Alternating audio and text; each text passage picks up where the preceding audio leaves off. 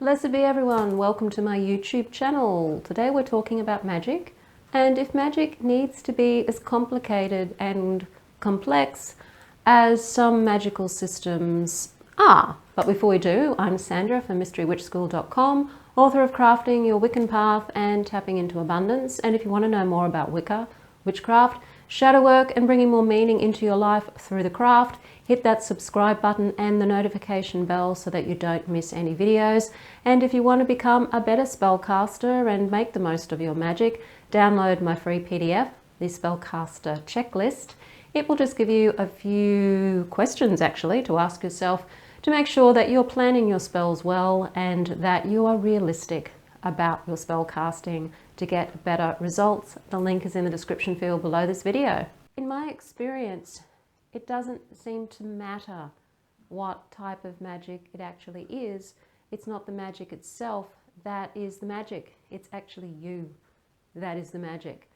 And working with a style of magic or a genre of magic that resonates with you is where the magic is really going to help you. And we're all different. Everyone's different. Some people are more intellectual than other people. Some people are more feelers than other people. Some people are abstract thinkers. Some people are concrete thinkers. Some people just love working with the atmosphere that candle magic brings, with the dim lights and that beautiful ambience that you can really get with the scents and the smells. And if you're using some music, it can really get you into the mood of being magical, stepping into your magical witch self and being in that place of knowing that you can create your own reality with intention. Other types of magic, you might be calling on deities, spirits, angels, whatever, and it might be very, very structured and very ritualistic, and things have to be in their right place at the right time of the moon and the right time of the day. All sorts of complexities can be involved, particularly in ceremonial magic. But the truth is, none of it's actually totally necessary for you to be able to create the life you want to create and to bring to you the things that you want to experience and that you want to bring to you. I've done various different styles of magic, and I would have to say that the ones that actually works best for me, and this is just my own personal experience, is actually not doing anything at all with regards to magic, whether it is candle magic or sigil magic or whatever. I've personally found that by using my imagination on a regular basis and feeling into the result that I'm wanting to bring in as if it's already happened, and whenever I remember living that way, has actually brought me the best results.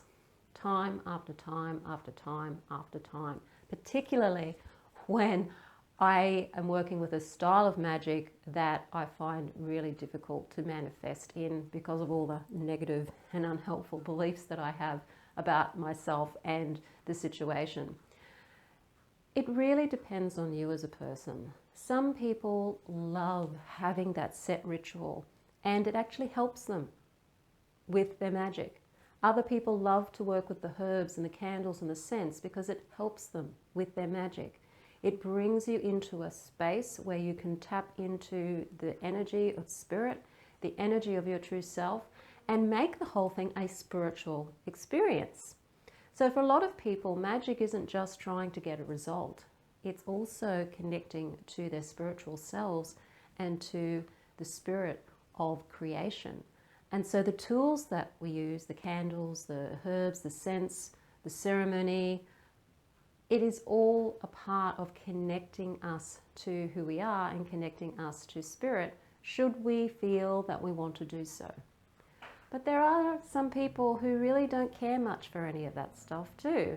Some people just like it plain and simple.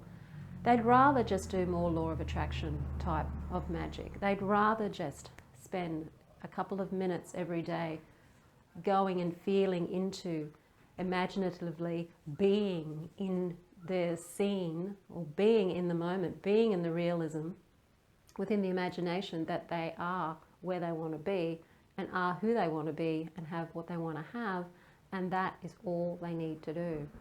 So magic doesn't have to be complex. It doesn't have to be expensive to do. It doesn't have to involve you learning a lot of stuff to make stuff happen. It's all up to the individual as to what your interests are, what you like to do, what helps you feel into your power, what helps you imagine clearer, what helps you feel emotionally as if the result has already happened. And use the magical tools if you want to use them, like the sigils, like the candles, and all of the herbs. They're tools, they help. They're helping, they help influence, they help connect you to your desire and connect you to your intent. But you're actually the one that's the magician or the witch. You're actually the one that can do it all. And you can do it all yourself without the need of any of those aids. And that has been my experience, and that has actually been my most successful experience. I teach candle magic mostly, and I do teach a little bit of sigil magic too, because they're two forms of magic that I enjoy. Candle magic has always brought me better results than sigil magic. I find personally that sigil magic works for me if I do it on the fly. But if I sit down and think about it and prepare a sigil and spend too much time on it, it just doesn't work. I don't know why. I don't know why doing a quick sigil on the fly works better than spending a lot of time designing one, but that just seems to be how it works for me. Other people might find it the other way around. It's a very individual thing, magic, so experiment with it. Experiment with the different styles of magic. Experiment to your heart's content, because you don't have to limit yourself to any one style of magic. You have a lot to choose from, and you also can do it without having any of those materials available to you whatsoever. The spellcaster checklist is a good place to start to plan your spells. Just gives you a little bit more of an understanding of how to really think about what you truly want. And that's the main thing you need to know. What do you actually really want? It's important to know and get clear about what you want. The what has to be very clear. The how, don't even worry about it. Don't think about it. Don't spend any time whatsoever thinking about how it's going to happen. That's not up to you. That's actually up to your subconscious mind and the universe to bring that about. But from your conscious mind point of view, just be clear about exactly what you truly want. And don't be afraid to aim high. Don't be afraid to aim for the ultimate.